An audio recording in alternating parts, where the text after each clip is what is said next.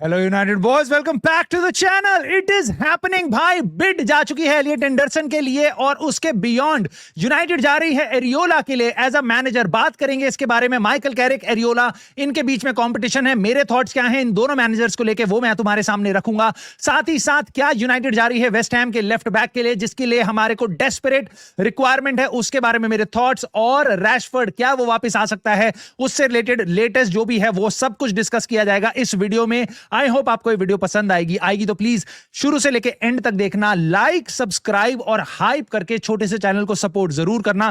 Comment करके अपने thought जरूर बताना। बिकॉज दोस्तों, हम बात करने वाले हैं आज कुछ बहुत इंटरेस्टिंग टॉपिक्स पे, जैसे कि एरियोला और Michael Carrick. But I will start of with Ashley young. Now Ashley young ने अपनी अनाउंसमेंट बेसिकली कर दी है कि मैं रिटायर हो रहा हूं।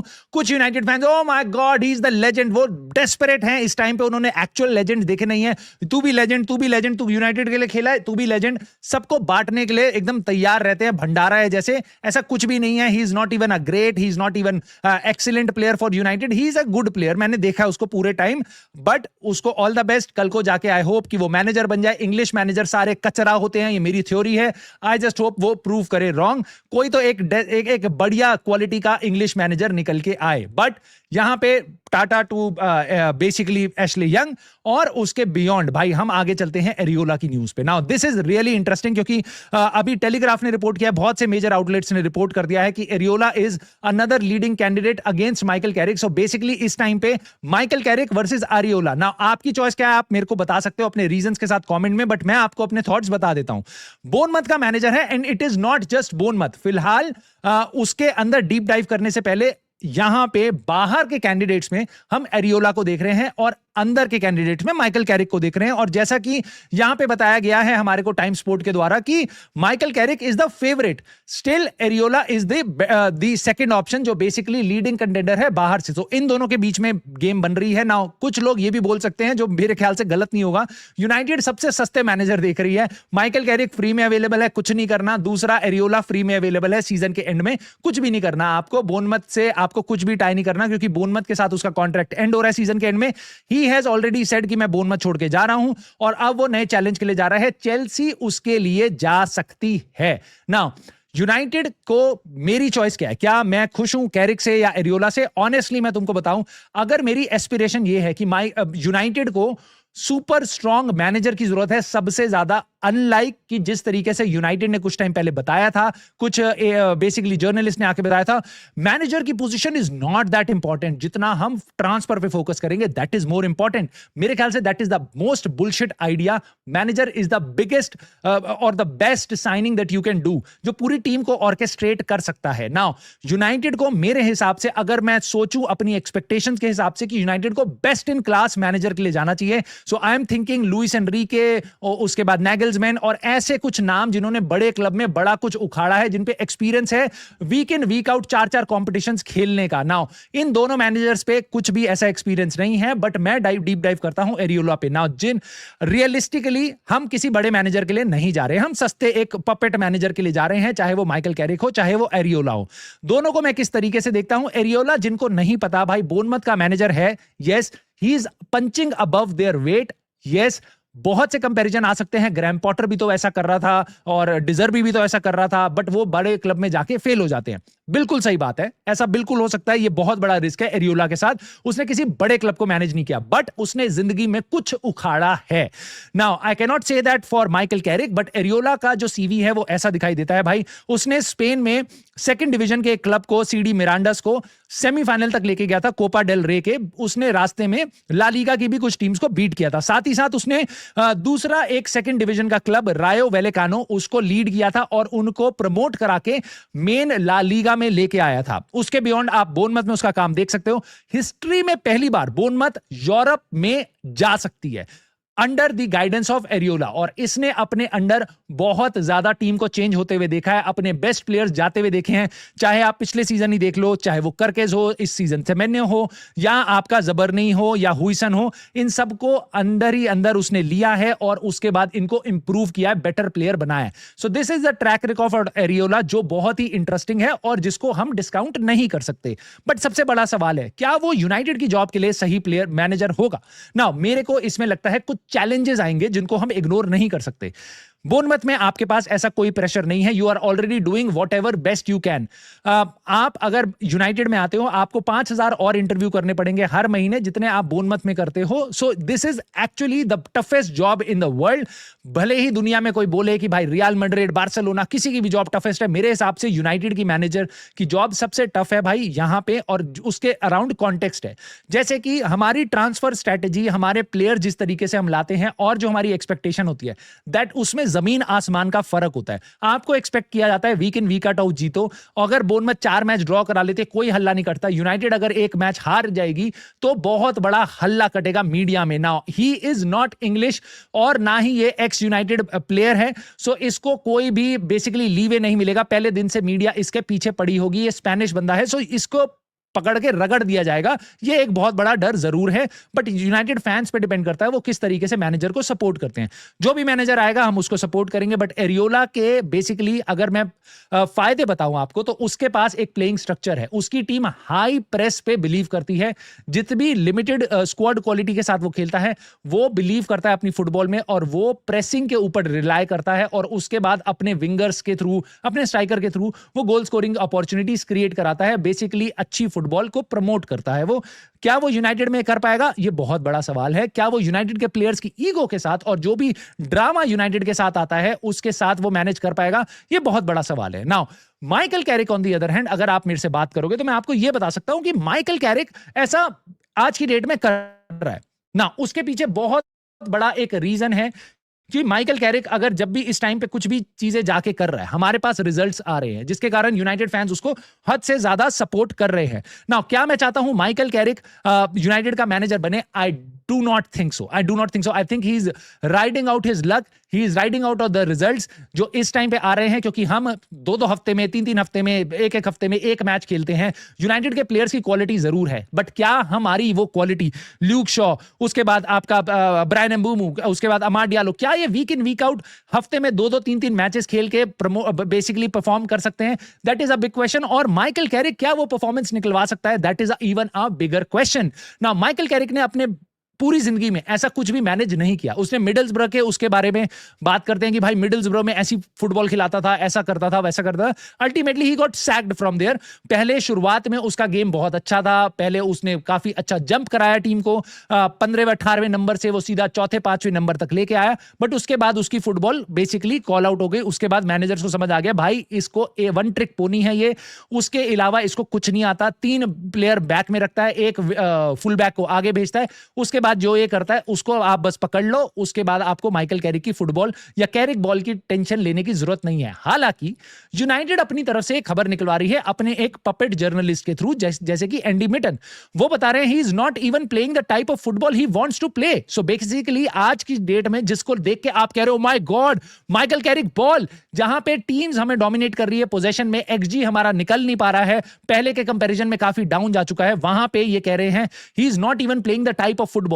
What is his type of football? Can anyone let me know in the comments? What is Michael Carrick's football except for the results?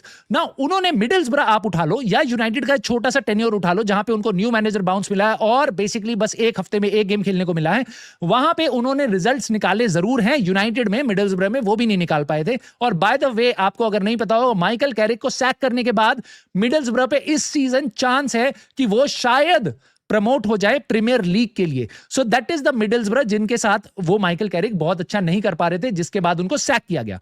ना यहां पे मेरे को समझ नहीं आता what is that type of football? मैं बिल्कुल मानता हूं he is not even playing his type of football because he is following whatever Jason Wilcox is telling him, right? Now उसके beyond क्या वो माइकल कैरिक चेंज कर सकता है? और ये मुझे समझ नहीं आया कि ये उसकी टीम भी नहीं है, ऐसी बात क्यों निकालोगे? क्योंकि जहां जहां माइकल कैरिक की बात आती है यही तो बताया जाता है कि वो इन प्लेयर्स के साथ बहुत अच्छा कर रहा है, ओवर परफॉर्म करवा रहा है, जो मुझे देखने में नहीं लगता। आई थिंक अगर आप फुटबॉल देखो, बस अगर आप फुटबॉल देख सकते हो, रिजल्ट्स को ही एनालाइज नहीं करते हो, आपके पास थोड़ा सा दिमाग ज्यादा है फुटबॉल देखने का, तो आपको पता चल जाएगा भाई कि माइकल कैरिक की फुटबॉल हाईली रिलायंट है ब्रूनो फर्नांडिस पे और मैग्वायर कैजेमीरो के असिस्ट पे, बेसिकली गोल स्कोरिंग एक्सप्लॉइट पे हेडर के through.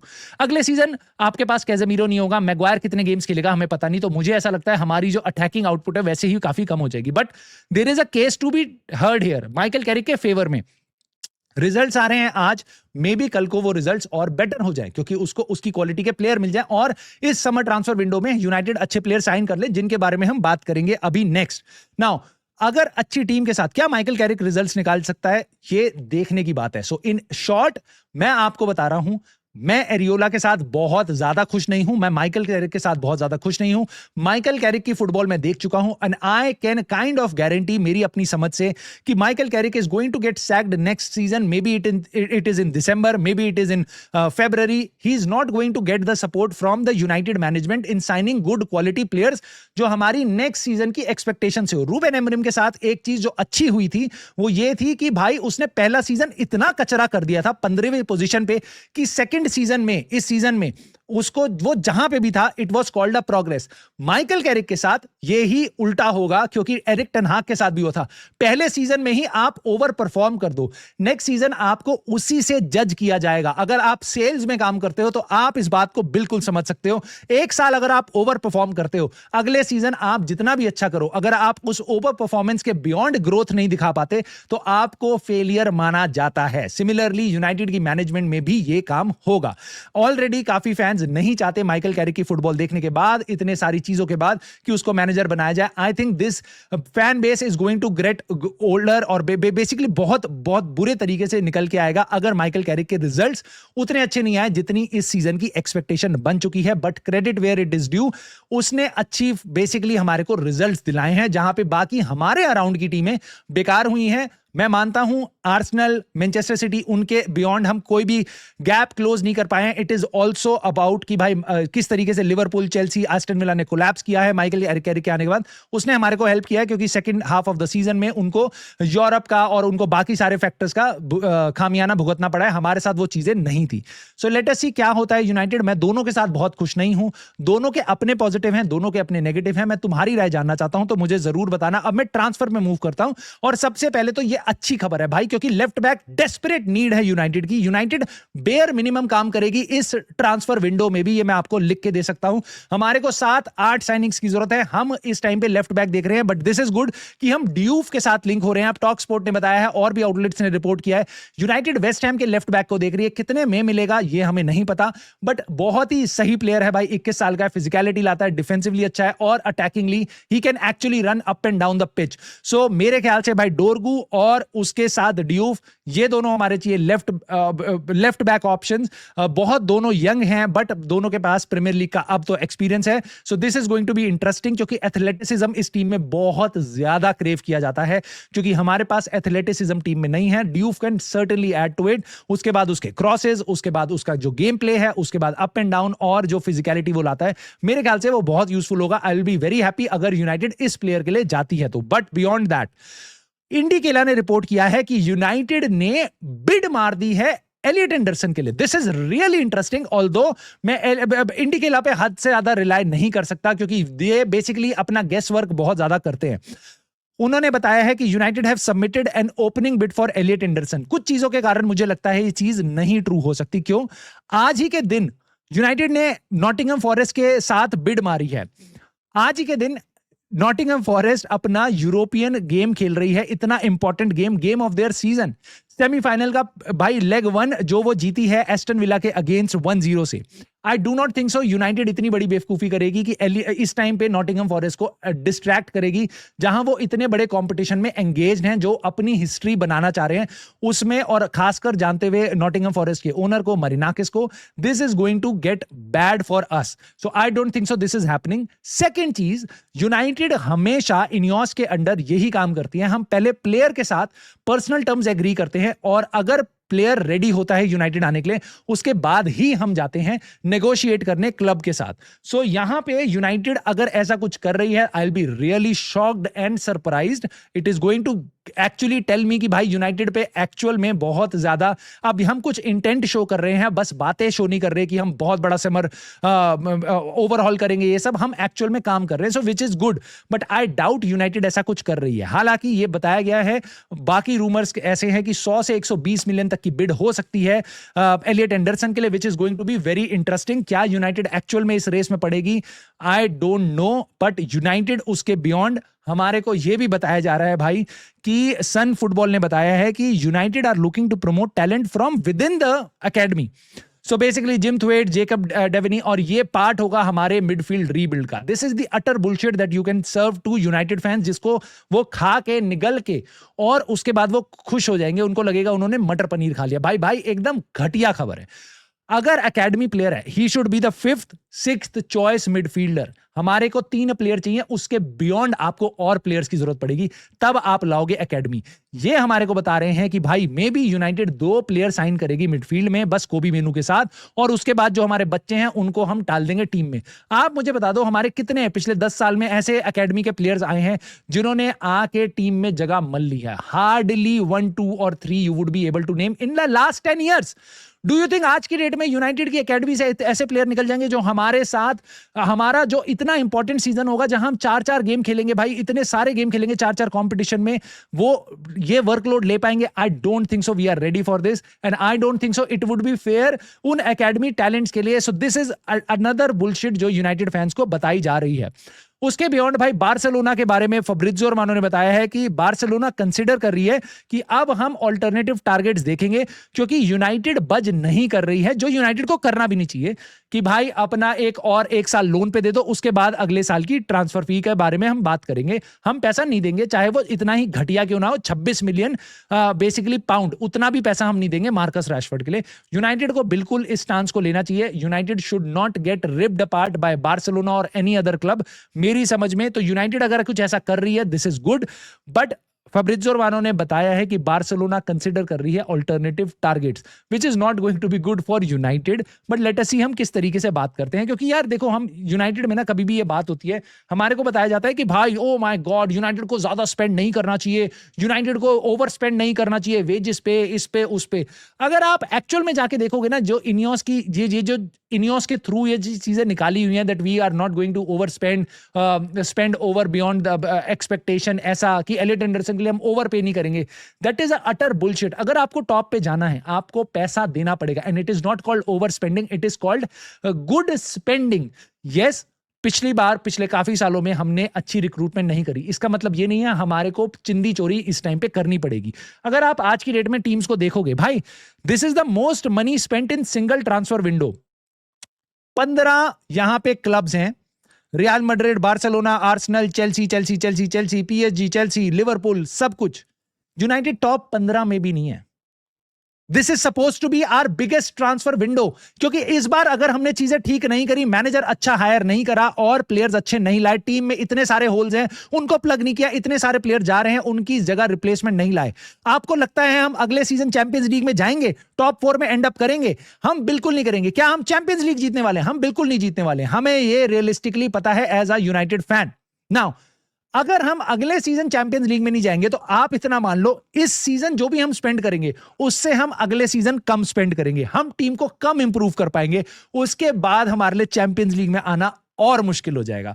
So this is going to be the biggest, this should be the biggest transfer window that we should be doing, क्योंकि this is the point जब आप ऊपर जा सकते हो। अदरवाइज अगर आपने मिस स्टेप लिया तो आप बस नीचे जाओगे और आपके पास ऊपर आना और मुश्किल होता जाएगा इसके बाद। ये मैं तुम्हारे सामने लाना चाहता था, बट और मैं तुम्हें ये बताता हूं भाई, इंग्लिश टीम चाहे जितनी घटिया फुटबॉल खेलने लग गई आज की डेट में, डिफेंसिव, मॉन्स्टरस, तालिबानी, जितना हराम बॉल, जो भी तुम कह लो, जैसा कि तुम आज के गेम में भी देख सकते थे, नॉटिंघम फॉरेस्ट एस्टन विला में बहुत ही बोरिंग फुटबॉल, 1-0, एक डॉजी पेनल्टी, बहुत ही घटिया पेनल्टी से नॉटिंघम फॉरेस्ट ने 1-0 की लीड ले ली है। बट अगला लेग भी ऐसा ही होगा, दोनों बहुत डिफेंसिव खेलेंगे, सारी टीम्स ऐसी है। बट एक चीज माननी पड़ेगी भाई, English teams in any case सारे यूरोपियन कॉम्पिटिशन में इस टाइम पे है, और मे बी सारे फाइनल्स में इंग्लिश टीम्स जा सकती है। आर्सेनल का आप ये कह सकते हो अपने घर पे एक लेग है, अगर एटलेटिको मैड्रिड को वो ड्रॉ भी करा लेती है, जीत जाती है 1-0 से अपने घर पे, they would go into the champions league final. उसके बियॉन्ड यूरोपा लीग में आओगे तो आप नॉटिंघम फॉरेस्ट, एस्टन विला दोनों खेल रही हैं सेमीफाइनल। जो टीम जीतेगी मुझे लगता है they will be the stronger contender to win the Europa League और वो पहुंच जाएंगी फाइनल में। तो फाइनल में तो 100% एक इंग्लिश टीम यहां पे भी जा रही है। और जो तीसरा कंपटीशन है उसमें एक इंग्लिश टीम बची है सेमीफाइनल्स में, that is Crystal Palace. Even they won away Shakhtar Donetsk जाके भाई 3-1 से जीत गए। They are 100% going into the final. So यहां पे आप देख रहे हो भाई, maybe Arsenal Champions League ना जीते, बट हम 3 कॉम्पिटिशंस में देख रहे हैं इंग्लिश टीम्स फाइनल में जा रही है। यानी कि इंग्लिश टीम्स भूखी है भाई इंग्लिश बेसिकली यूरोप में जाने के लिए। क्या हम अगले सीजन जा पाएंगे, उसके लिए बहुत इंपॉर्टेंट होगा हम किस मैनेजर को हायर करते हैं, किन प्लेयर्स को हायर करते हैं। आप अपनी राय कमेंट में बता सकते हो। ये वीडियो कैसी लगी वो भी बता सकते हो। लाइक सब्सक्राइब हाइप करके अपना सपोर्ट दिखा सकते हो। And I will see you soon in the very next video.